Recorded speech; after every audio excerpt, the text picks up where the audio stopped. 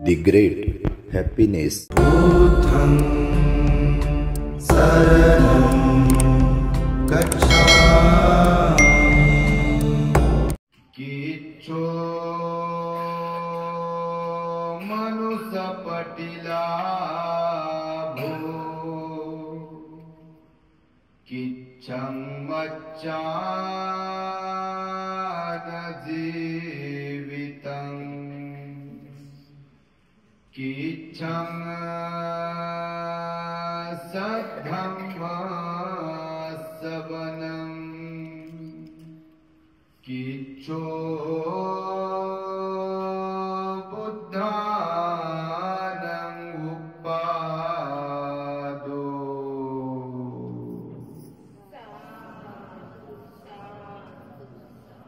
संपूर्ण विश्वाला ज्यांनी सुख शांती मानवता तथा दुःख मुक्तीचा आर्य संदेश दिला, असे ते दुःख मुक्तीचे मार्गदाता दुःख मुक्त महामानव महान कारुणिक तथागत भगवान सम्यक संबुद्ध तथागतांनी आपल्या शुद्ध प्रज्ञेतून निर्मिलेला सद्धम्म आणि त्याच सद्धम्माचा गेली 2500 वर्षांपासून सातत्याने अहोरात्र प्रचार आणि प्रसार करणारा पूजनीय भिक्खू संघ या महान आणि सर्वश्रेष्ठ अशा त्रिरत्नांना प्रथमतः त्रिवार अभिवादन करतो, ज्यांच्या महान आणि असीम त्याग प्रभावामुळे आपल्याला जो हा अनमोल असा बुद्ध धम्म लाभला आणि ज्यांच्यामुळे आपल्याला हे एवढे मोठे वैभव प्राप्त झाले, असे महान युग प्रवर्तक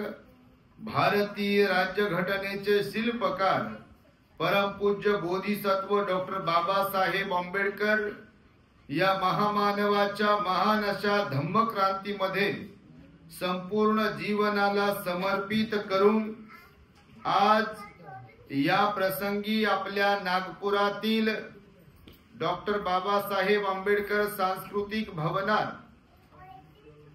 कालकथित शिवदास बाबा गजभिये यांच्या 5व्या स्मृती दिनाचे औचित्य साधून त्यांचे सुपुत्र श्रद्धावान धम्म उपासक शैलेश गजभिये, गजभी आई आणि त्यांच्या संपूर्ण परिवाराच्या वतीने बाबांच्या स्मृती प्रीत्यर्थ पूजनीय भिक्खू संघास निमंत्रित करून भोजन चिवर आदी दान देऊन भिक्खू संघाच्या धम्मदेसनेचे आयोजन करण्यात आलेले आहे।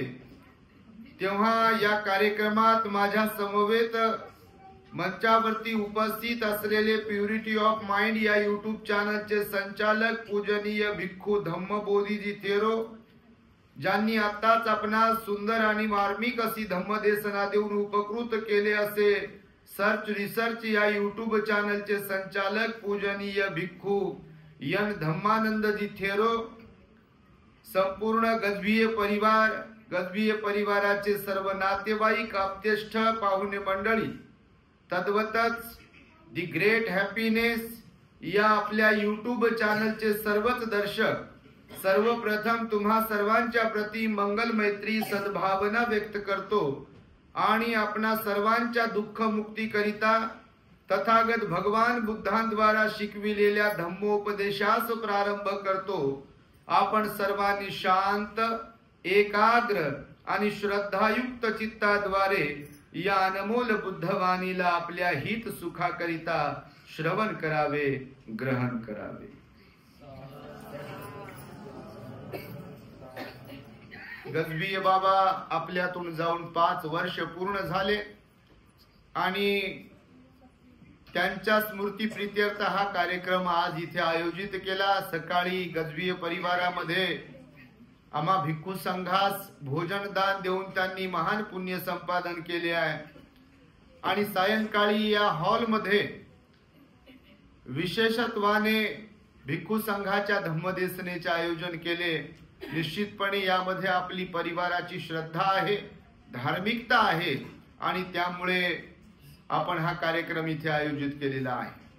खरं तर भगवान बुद्धांनी 2500 वर्षांपूर्वी या आपल्या जीवनाबद्दलची सत्यता सांगितलेली आहे। भगवान म्हणाले आपलं हे शरीर मर्त्य आहे, आपण जे काही कमवतोय भौतिक संपत्ती, धन, मुलं बाळ, पती पत्नी, आई वडील, जे जे म्हणून काही आपण आपलं म्हणतो समजतो, भगवान म्हणाले हकीकत मध्ये ह्या कशावरही आपला मालकी हक्क नाही आहे कायमस्वरूपी। आपणास ठाऊक असेल भगवंताच्या काळामध्ये रठ्ठपाल नावाचे एक भिक्खू होऊन गेले। तुम्ही ऐकलं असेल आपल्या the great happiness YouTube channel वरती रठ्ठपालाची अत्यंत प्रेरणादायी मोटिवेशनल अशी एक कथा आहे। कथा म्हणजे काय तर भगवंताच्या काळात होऊन गेलेलं एक कॅरेक्टर आहे। अगदी तारुण्यामध्ये प्रचंड श्रीमंत असलेला रठ्ठपाल भगवान बुद्धाच्या भेटीमुळे, भगवंताच्या दर्शनामुळे प्रभावित होतो। जीवनाची सत्यता त्याला समजते, जीवनाचा अर्थ त्याला समजते आणि तो भगवान बुद्धाला शरण येतो। भगवंताला शरण आल्यानंतर तो भिक्खू बनतो। हालाकी तो प्रचंड श्रीमंत असतो, त्याच्याकडे सोनं चांदी माणिक मोती, त्याच्या पत्नी आई वडील सर्व काही त्याला असते आणि ते सर्व काही तो त्यागतो। वैराग्याचा भाव भगवंताला भेटल्यामुळे, भगवंताचा उपदेश ऐकल्यामुळे त्याच्या मनामध्ये उत्पन्न होतो आणि त्यामुळे तो भिक्खू बनतो। भिक्खू बनल्यानंतर काही दिवस लोटतात, भगवान बुद्धा त्याच्या गावात आलेले असतात आणि तो त्याच्या गावातच भिक्खू बनतो। भिक्खू बनल्यानंतर मग भगवंतासोबत राहतो, भिक्खूचं प्रशिक्षण घेतो आणि चालता चालता फिरता फिरता मग चरत भिक्खवे चारिकम भगवंतासोबत तो श्रावस्तीला जातो।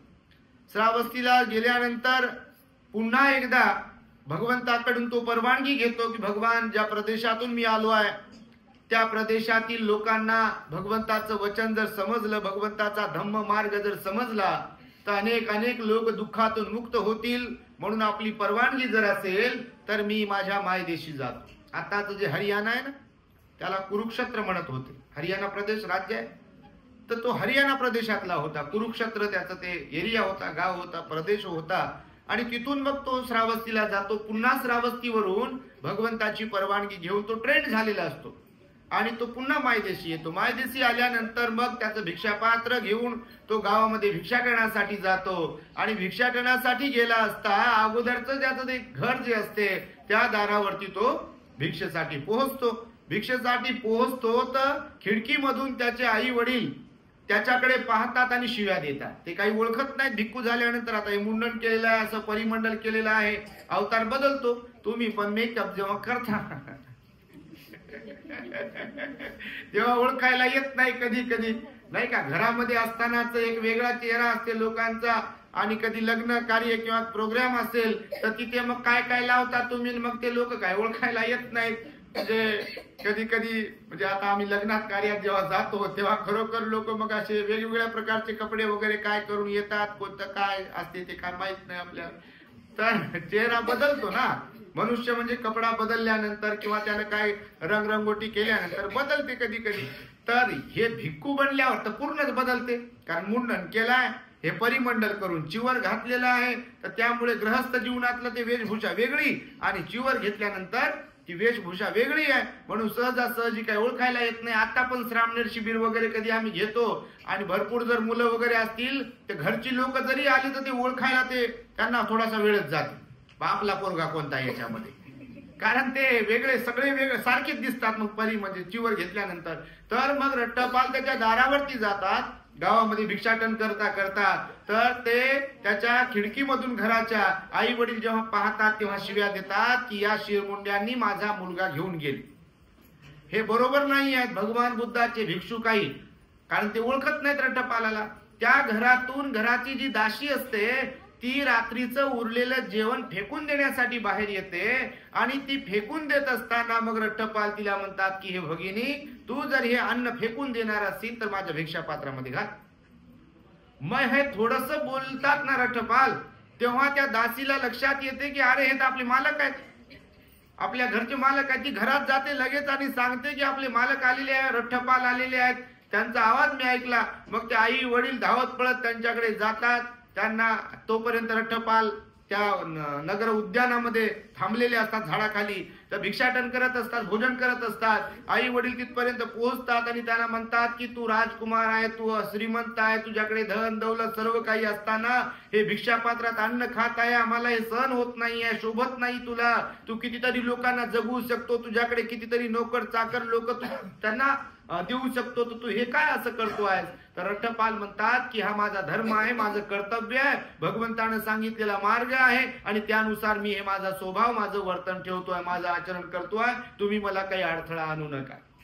आई वडील म्हणतात तू जर घरी आला असता तर तुला पंचपक्वानाचं जेवण दिलं असतं, पण ते रठ्ठपाल म्हणतात की तसा नाहीये, आमचा नियम आहे, ज्यांनी निमंत्रण दिलं त्यांच्याकडे जाणं, न निमंत्रण देताना कोणाकडे जायचं नाही आहे, तुम्ही घरचे असले तरी. तर मग रठ्ठपालाला त्याचे माता पिता निमंत्रण देतात की बा उद्या भोजनासाठी या. मग ते दुसऱ्या दिवशी भोजनाचं निमंत्रण दिल्यामुळे घरी पोहोचतात, एकटेच असतात. घरी पोहोचल्यानंतर घरच्या लोकांना फार आनंद होतो की रठ्ठपाल पुन्हा एकदा घरी येत आहे, आपल्या परत येत आहे. मग ते त्यांच्याकडे सोनं चांदी माणिक मोती जे काही असते त्याची रास लावतात, एकत्र जमा करतात ते, आणि त्याच्या पत्नी वगैरे ते नटून तटून राहतात आणि त्यांना वाटते बा आता परमनंट याला आपण घरी बोलावून ठेवू शकतो. पण जेव्हा रठ्ठपाल भंतेजी घरी जातात भोजनदानासाठी, तेव्हा अगोदर त्यांना म्हणतात की बा हे चिवर वगैरे काढा, तुम्ही आता घरीच थांबा, हे काही कामाचं नाही, हे दागदागिने तुमचेच आहे, सोनं चांदी माणिक मोती धन श्रीमंती पैसा हे सर्व तुमचंच आहे, आणि हे कोण सांभाळेल किंवा हे कुणाला देणार आम्ही वगैरे वगैरे. त्याच्या पत्न्या पण त्याला म्हणतात की बा तुम्ही आमचे पती राज आहात, तुम्ही थांबा, इकडे चिवर काढून टाका वगैरे. रठ्ठपाल म्हणतात भोजनदान द्यायचं असेल तर द्या, अन्यथा आम्ही चालल्या जाईल, मला हे काही सांगू नका. ह्या सगळ्यांचा सोडण्याचा मी पूर्ण माझ्या मनामध्ये संकल्प केलेला आहे. आणि नंतर मग त्यांच्या गोष्ट लक्षात येते घरच्या लोकांच्या, आणि घरचे लोक मग त्यांना भोजनदान देतात. ते नगर उद्यानामध्ये जातात, पुन्हा थांबत नाही. नगर उद्यानामध्ये गेल्यावर नगराचा राजा तिथे पोहोचतो की बा आपल्या गावातील एक तरुण सर्व काही असताना गृहत्याग करतोय, भिक्खू बनतोय, तर त्यानं भिक्खू का बनला, काय कारण आहे तारुण्यात भिक्खू बनण्याचं, त्याला जर आपण विचारू, तेव्हा विचारणा केल्यानंतर तो राजा त्याला म्हणतो की आपण तरुण आहात, आपण म्हातारे नाही आहात, आपल्याला कोणता रोग नाही आहे, घरचे कोणी लोक तुमच्या गेलेले नाही आहे, तुमची संपत्ती काही जप्त केलेली नाही आहे, आणि तरी सुद्धा हे सगळे कारण नसताना तुम्ही भंतेजी कशी झाली, काय कारण आहे? तर मग रठ्ठपाल सांगतात महाराज मी काही आजारी नाही आहे, आजारी आहे म्हणून काही भंतेजी झालो नाही आहे, मी म्हातारा झालो म्हणून काही भंतेजी झालो नाही आहे, मी तर तरुणच आहे, माझ्या आई वडिलांची संपत्ती कोण काही जप्त केलेली नाही आहे, मी गरीब नाही आहे, किंवा मला कोणता रोग वगैरे झाला नाही आहे. तर मग राजा विचारतो की मग झालंय काय, कशासाठी दीक्षित झालात, भंतेजी बनण्याचा हेतू काय? तेव्हा मग रठ्ठपाल भंतेजी सांगतात की महाराज भगवान बुद्धाचा उपदेश मी श्रवण केला आणि माझी श्रद्धा भगवंतावरती बसली, त्यांच्या धम्मावरती, त्यांच्या संघावरती बसली, आणि भगवंताचा कोणता उपदेश ऐकून मी भंतेजी झालोय असं तुम्ही विचारत असाल, तर भगवान बुद्धांकडे मी जेव्हा गेलो तेव्हा भगवान बुद्धांनी यथार्थतः या जीवनाचा अर्थ सांगितला, या जीवनाची सच्चाई सांगितली, हकीकत मध्ये आपलं जीवन काय आहे हे भगवान बुद्धांनी त्याचं वर्णन केलं सुंदर प्रकारे, आणि त्याच्यावरती माझी श्रद्धा बसली, ते समजलं मला, उमजलं मला, आणि म्हणून मी भिक्खू बनलो. तेव्हा तो राजा विचारतो की कोणतं सत्य सांगितलं भगवान बुद्धांनी? तेव्हा मग रठ्ठपाल त्या राजाला समजून सांगतात महाराज तुमची इच्छा असेल तर मी तुम्हाला उपदेश करतो. राजा म्हणतो करा उपदेश.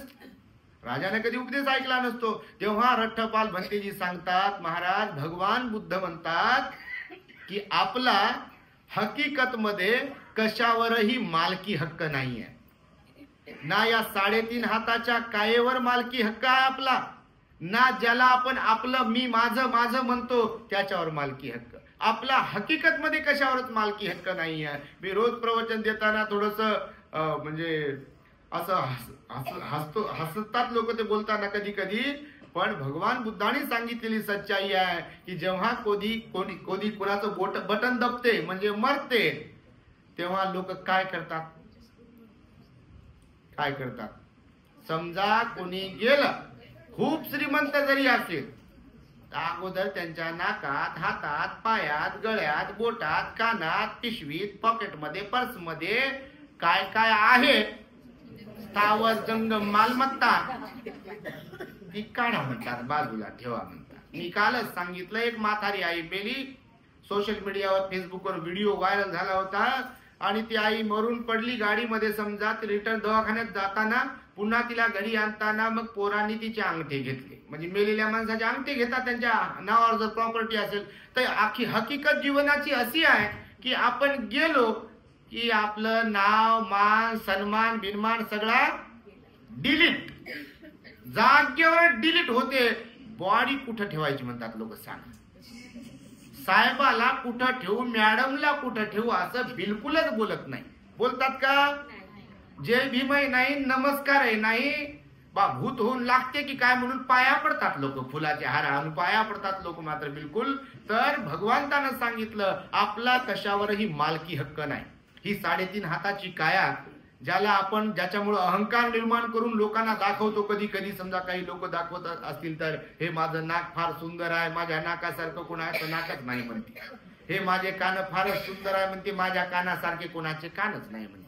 हे ओठ माझे फारच सुंदर आहे म्हणते, माझ्या ओठासारखे कोणाची ओठच नाही म्हणते. माझ्यासारखी कोणाची उंची नाही म्हणजे माझ्यासारखी त्वचा कोणाची नाही म्हणते. माझ्यासारखी बुद्धिमत्ता कोणाकडे नाही म्हणते. माझ्यासारखं श्रीमंत कोणी नाही. आमच्या टीव्ही सारखा कोणाकडे टीव्ही नाही, आमच्या एसी सारखा कोणाकडे एसी नाही. बापा विचारूच नका, माझ्या पोरीसारखी तर पोरगी कोणाचीच नाही म्हणते. सोयरिकीच्या वेळेला माझ्या पोरासारखा तर पोरगा कोणाचाच नाही म्हणते. बापा सगळ्या गावात नगरात माझाच पोरगा काय तो चांगला आहे म्हणते आणि म्हणून माझ्या पोराला चांगली पोरगी पाहिजे म्हणते.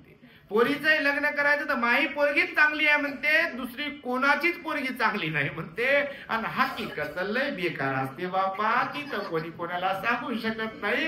आणि म्हणून भगवान बुद्धाने सांगितलं बघा, आपला कशावर मालकी हक्क नाही. या दातावर आपला मालकी हक्क नाही, या केसांवर आपला मालकी हक्क नाही, या श्रवण इंद्रियांवरती आपला मालकी हक्क नाही, या गुडघ्यांवरती आपला मालकी हक्क नाही, या कमरेवरती आपला मालकी हक्क नाही, पचन क्रियेवरती जठरावरती आपला मालकी हक्क नाही, हृदयावरती आपला मालकी हक्क नाही, या आवाजावरती आपला मालकी हक्क नाही आहे, या डोक्यावरती आपला मालकी हक्क नाही. हे कधी बदलेल सांगता येते?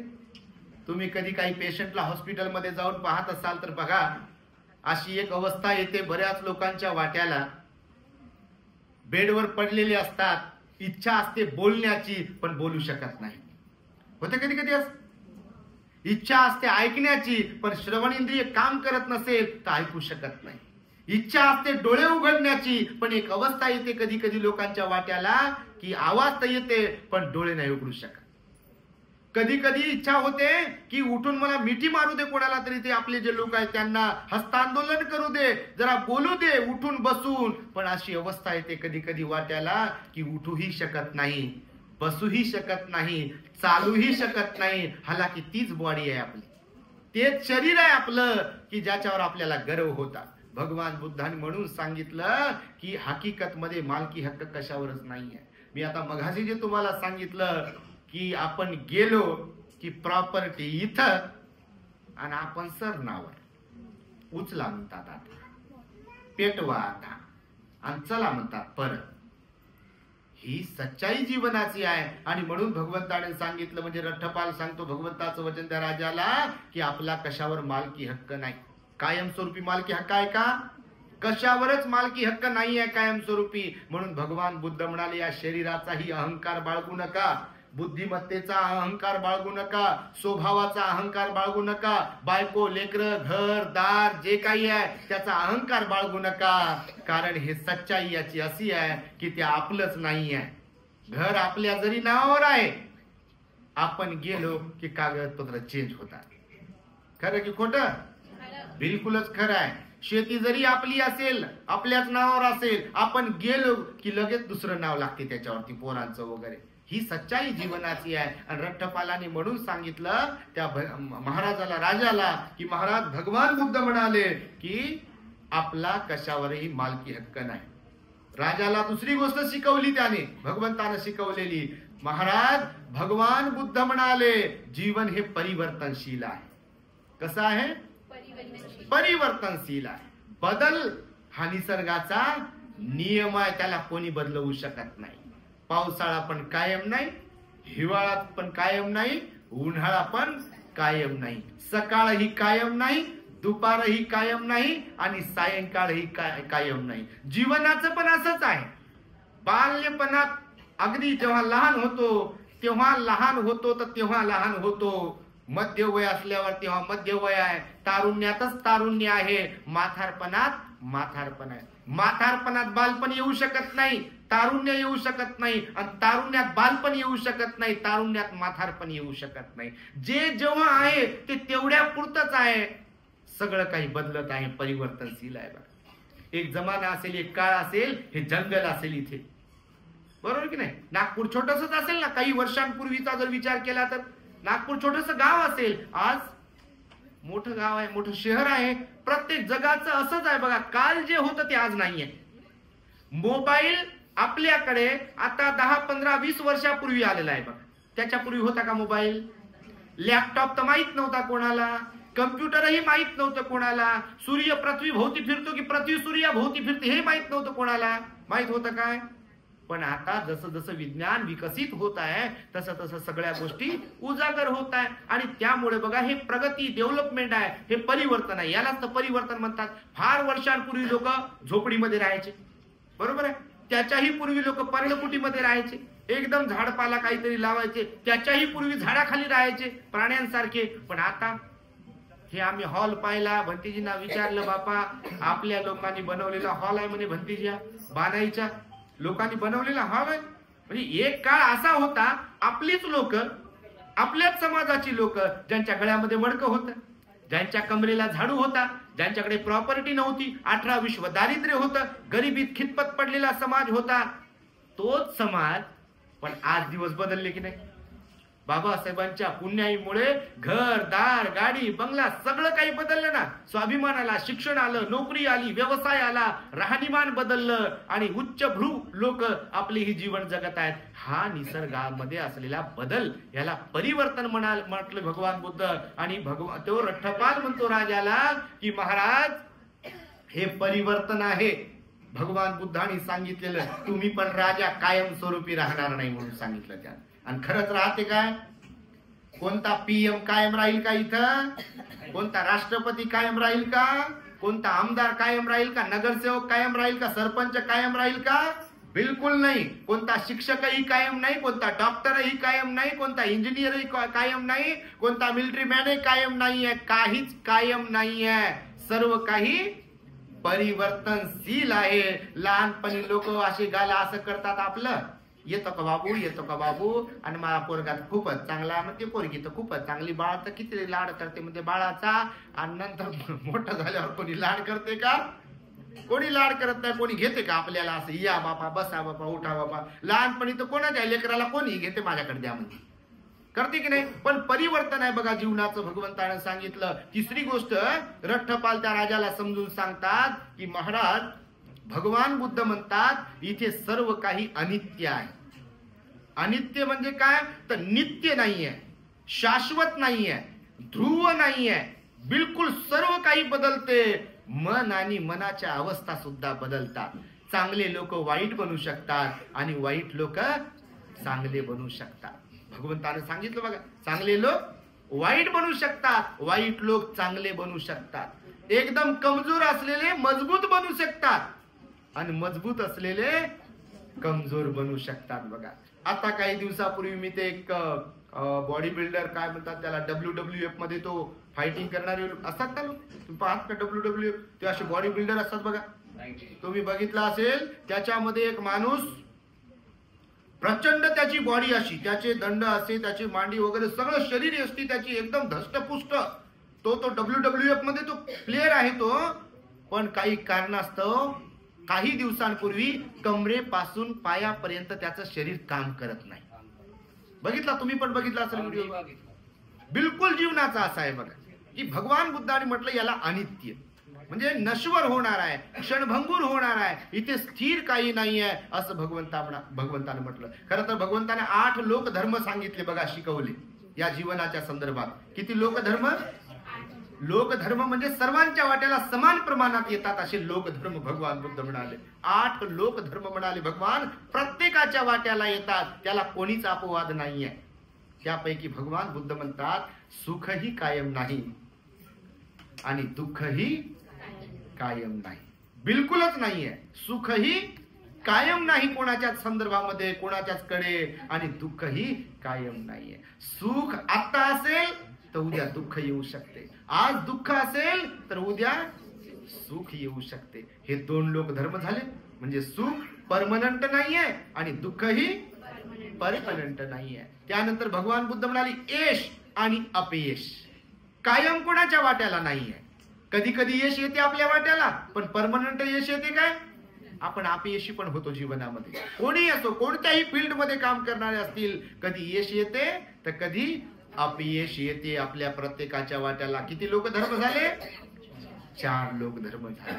त्यानंतर भगवंताने सांगितलं कधी कधी जीवनामध्ये आपल्याला लाभ प्राप्त होतो आणि कधी कधी आपलं नुकसान होते, म्हणजे हानी वाट्याला येते आपल्या.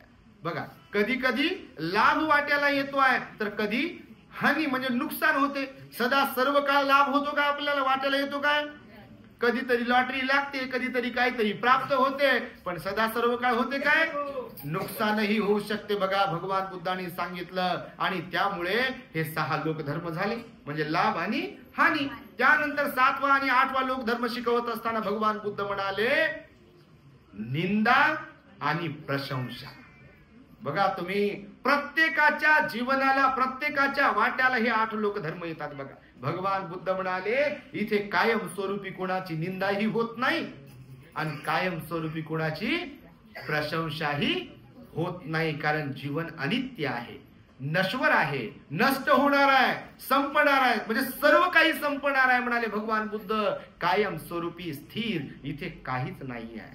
हे 8ही लोक धर्म प्रत्येकाच्या वाट्याला येतात. हे कायम स्मरणात ठेवा म्हणाले भगवान बुद्ध.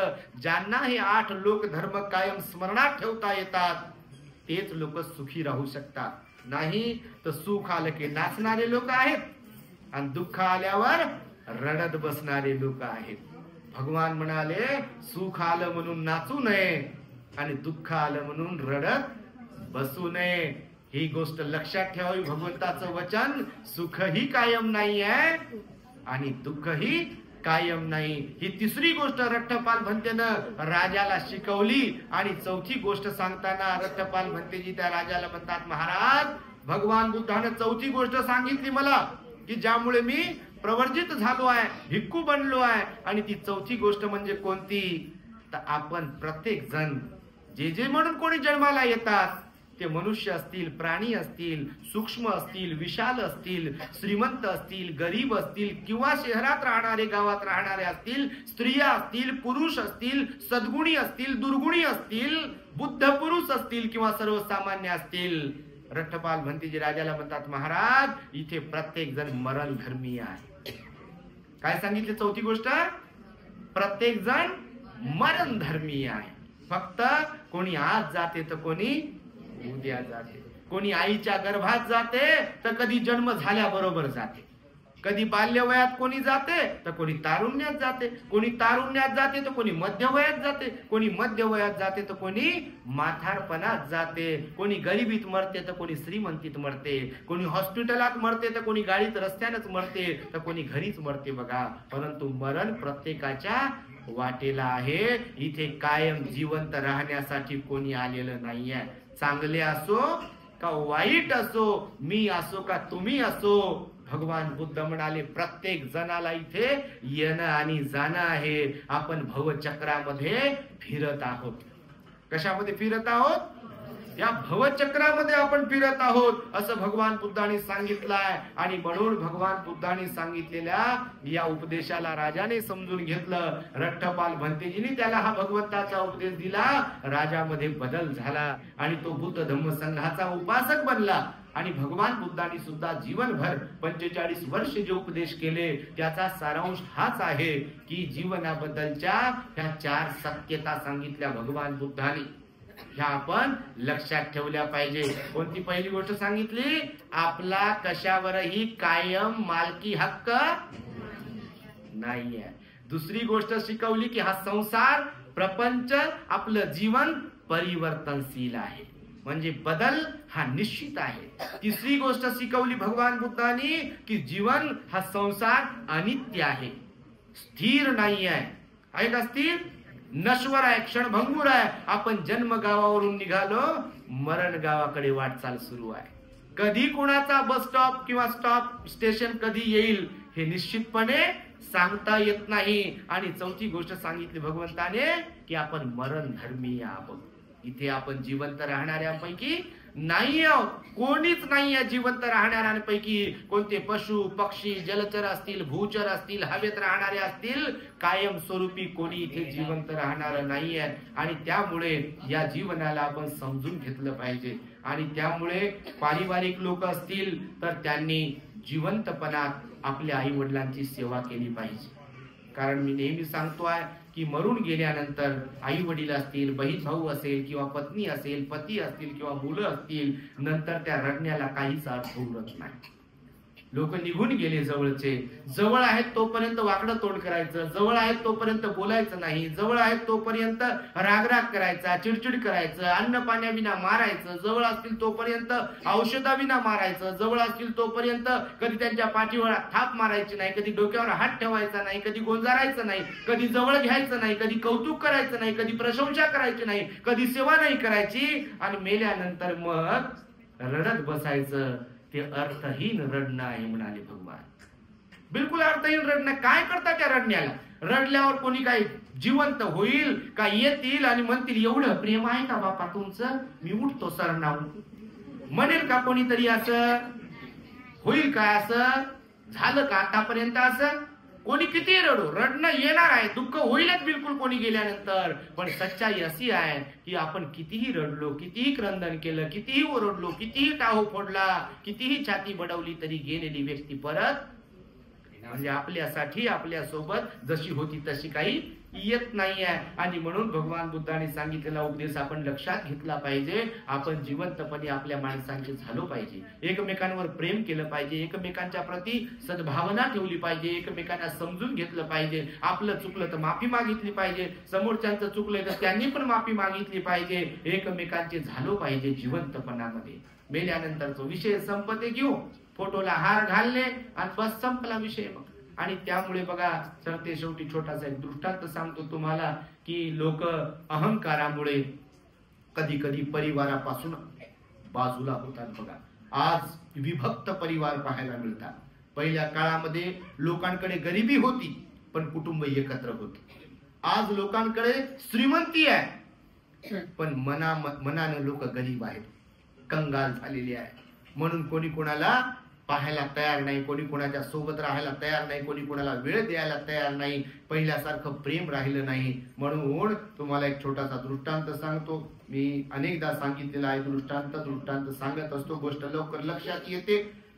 हालाकी श्रीमंतीमुळं धन दौलत आलं की अपवाद वगळता माणसं माणुसकी हरवतात. बघा बऱ्याच बाबतीमध्ये पैसा आला की जमीन दिसत नाही, असे लोक वरती पाहतात. तुम्ही नाही बापा तसे, पण काही लोक बिलकुलच असे असतात. पैसा आला की आई नाही, बापा नाही, भाऊ नाही, बहीण नाही, शेजारी नाही, नातेवाईक नाही, मीच म्हणते फक्त बस. मेरे जैसा कोई नहीं म्हणते. मैं जो कर सकता हूँ कोई नहीं कर सकता. मैंनेच किया म्हणते सब कुछ, मेरी बराबरी कोई करने वाला नहीं है, इसलिए मैं ही मैं हूँ म्हणते. असं कोणी तुम्ही नाही. तर त्याचा एक दृष्टांत छोटासा सांगतो आणि मी थांबतो. एकदा एका राजवाड्यामध्ये उंदराने हिरा गिळला. बघा एक दृष्टांत आहे, बोधकथा आहे, बोध घेण्यासाठी. एका राजवाड्यामध्ये उंदराने हिरा गिळला. आता उंदराने हिरा गिळला तर उंदीर काही एकच नव्हता. आता काबाडखाना होता तिथे राजवाड्यामध्ये, उंदर भरपूर होते. तर उंदिराने हिरा गिळल्यानंतर त्या सैनिकांनी सेवकाने राजाला सांगितलं, महाराज उंदराने हिरा गिळला. तर महाराज म्हणे आता जाऊन पकडा त्या उंदराला. तर तो सेवक म्हणाला, महाराज उंदीर काय आम्ही पकडू शकत नाही, नेमका कोणता उंदीर पकडाव? तर गावात उंदीर पकडणारा एक माणूस आहे म्हणे. आता उंदीर, मांजर, बैल काही पकडणारे पाळणारे लोक असतात की नाही, तर उंदीर पकडणारा एक माणूस होता गावामध्ये. तर राजाने हुकूम दिला मग सेवकाला की जा त्या उंदीर पकडणाऱ्या माणसाला सांगा की उंदराने हिरा गिळलेला आहे आणि त्या उंदराला पकडायचा. आता त्या माणसाच्या बाय हात का खेळ होता. आता एखादी गोष्ट किती अवघड जरी असेल पण त्याच्यात कोणी निपुण असेल, प्रावीण्य मिळवलेला असेल तर ती गोष्ट दुसऱ्यासाठी फार इझी असते. जसं की समजा आता कोणाला ड्रायव्हिंग येते, गाडी चालवता येते. आता रेल्वे चालवते कोणी, कोणी हेलिकॉप्टर चालवते की नाही. आणि ज्यांना काही त्यातलं काहीच माहित नाही ते म्हणते बाबा कसं चालवत असेल हे, कोणती बटन कसं दाबत असेल. बिलकुल तसंच वाटते. आता आम्हाला ड्रायव्हिंग येत नव्हती तेव्हा आम्हाला वाटत होतं बाबा ह्या स्टिअरिंग कशी पकडत असेल, क्लच कोणतं कसं दाबत असेल, ब्रेक कसं दाबत असेल. आणि आता ड्रायव्हिंग सीटवर बसवलं कंबर दुख, काही दुख 500 किलोमीटर कळत नाही आणि काय 700 किलोमीटर कळत नाही. बिलकुल औरंगाबाद नागपूर तर 4 तासात होते. रोज येणं जाणं करू शकतो. एवढं समृद्धीनं तर अंतर कमी केलं हे सांगतोय तुम्हाला. तर मग तो उंदीर पकडणाऱ्याला बोलून आणलं आणि तो उंदीर पकडणाऱ्याने विचारलं बा उंदीर कुठे आहेत, कुठल्या ठिकाणी. आता ते एखादा गोदाम बिदाम असेल तर त्याच्यात उंदरं राहतात. तर त्या गोदामामध्ये उंदरं होते. तर उंदीर पकडणारा माणूस म्हणे मी पकडतो म्हणे उंदराला. तर राजा म्हणे ठीक आहे तुला बक्षीस देतो. तो गेला त्या गोदामामध्ये आणि बरोबर त्यानं त्याच उंदराला पकडलं ज्याने हिरा गिळला होता. आणि राजासमोर त्यानं त्या उंदराला ते कापून वगैरे हिरा सादर केला. राजा खुश झाला. सगळी प्रजा, ते राजवाड्यात असलेले सगळे मंत्री संत्री सगळे खुश झाले. राजा म्हणे मला तुला एक प्रश्न विचारायचा. ते म्हणे विचारा महाराज. मला सांग म्हणे बा त्या गोदामात उंदर किती होते. ते म्हणे महाराज खूप होते उंदर. तू नेमकं याच उंदराला कसं काय पकडलं म्हणे, तुला कसं समजलं की यानंच उंदरी गिळला म्हणून. ते म्हणाला महाराज गणित सोपं आहे म्हणे त्याच. ते म्हणे कसं काय सोपं आहे तेच तर सांग. ते म्हणे महाराज मी माणसाचं गणित जोडलं उंदरासोबत. राजा म्हणाला कसं काय. तर माणसाकडे जेव्हा पैसा येते, धन दौलत येते, गरिबीतून वरती जाते तेव्हा काही माणसं गरिबीला विसरतात, त्या मागच्या दिवसांना विसरतात आणि श्रीमंती आल्यामुळे, धन दौलत वाढल्यामुळे, घरदार चांगलं कमवल्यामुळे ते असं एकार राहतात. मला कोणी मागतील की काय, किंवा मी कसा काय त्यांच्यात जाऊ, असं मानसिकता तयार होते काही लोकांची. तर तो म्हणे महाराज या उंदराचे गणित तसंच झालेलं आहे. यानं हिरा गिळला खरा आणि हिरा गिळल्यानंतर आपल्या नातेवाईकामध्ये नाही राहिला हा. तेव्हा विशेष काहीतरी गिळलंय खाल्लंय असं त्याला वाटलं. तर त्याला काय माहिती हिरा आहे की काय आहे ते. पण मी विशेष काहीतरी खाल्लाय म्हणून माझ्याशी भांडणं करतील, मला मागतील म्हणून हा एक वेगळ्या ठिकाणी होता. मी बरोबर त्यालाच पकडलं. तर तो म्हणे माणसांचं गणित त्याच्यासोबत जोडलं. आणि खरंच माणसांचं गणित अपवाद वगळता असंच आहे. जेव्हा आपलं पोट भरते, जेव्हा सर्व काही आपल्याकडे येते, तेव्हा काही लोक जर सोडले तर खरंच कुणाला जमीन दिसत नाही, नातेवाईक दिसत नाही, समाजही दिसत नाही. आपल्या समाजाचा जर विचार केला तर ही गोष्ट, हा दृष्टांत जसाच्या तसा लागू आहे. समाजामध्ये धम्माचं काम करणारे, बाबासाहेबांच्या विचारांचं काम करणारे, प्रचार प्रसार करणारे लोक सर्वसामान्यच आहेत. अति श्रीमंती ज्यांच्याकडे आली त्यांच्या घराला, दरवाजाला कुलूप राहते. ना ते वेळ देऊ शकतात, ना ते बुद्धिमत्ता खर्च करू शकतात, ना पैसे देऊ शकतात. काही लोक जर सोडले तर. आणि त्यामुळे आपण संसारिक आहात, त्यामुळे आपण परिवाराने सोबत राहिलं पाहिजे, प्रेम केलं पाहिजे, आई वडिलांची सेवा केली पाहिजे जिवंतपणी. आणि आई वडील गेल्यानंतर सुद्धा भगवंताने सांगितलंय त्यांच्या स्मृतीप्रित्यर्थ, त्यांच्या सुगती करिता भिक्खू संघाला बोलावून चिवर, परिष्कार, भोजन आदी दान देऊन धम्म देसनेचं आयोजन केलं पाहिजे. निश्चितपणे शैलेश आणि त्यांचा संपूर्ण परिवार, गजबी आई, गजबी परिवार अत्यंत धार्मिक आहे, श्रद्धावान आहे. पुण्याला राहतात शैलेश. तिकडेही आम्हाला बोलावलं बाबा, तिकडे भोजन दिलं होतं आम्हाला आणि इकडे भोजन दिलं. सकाळी चिवर वगैरे दान होत आहे. हे महान पुण्य आपल्याकडून, आपल्या परिवाराकडून गजबी बाबाच्या स्मृतीप्रित्यर्थ केल्या जात आहे. तेव्हा निश्चितपणे या पुण्यकर्माच्या बलाने, बुद्ध धम्म आणि संघाच्या अनुकंपेने बाबांचे पंच उपादान स्कंध जिथे कुठे उत्पन्न झाले असतील त्यांना तिथे सुगतीचा लाभ हो, अशा प्रकारची मंगल आणि उदात्त कामना व्यक्त करून मी माझ्या शब्दांना इथे पूर्ण विराम देतो आहे. भवतु सर्वमङ्गलम् रक्षन्तु सर्वदेवता सर्वबुद्धानुभावेन सदा सुखी भवन्तु ते भवतु सर्वमङ्गलम् रक्षन्तु सर्वदेवता सर्वधर्मानुभावेन सदा सुखी भवन्तु ते भवतु सर्वमङ्गलम् रक्षन्तु सर्वदेवता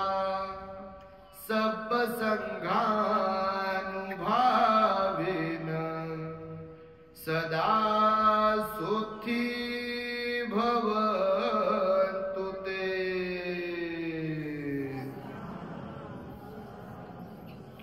बुद्धं नमामि धम्मं नमामि संघं नमामि। The great happiness. बुद्धं शरणं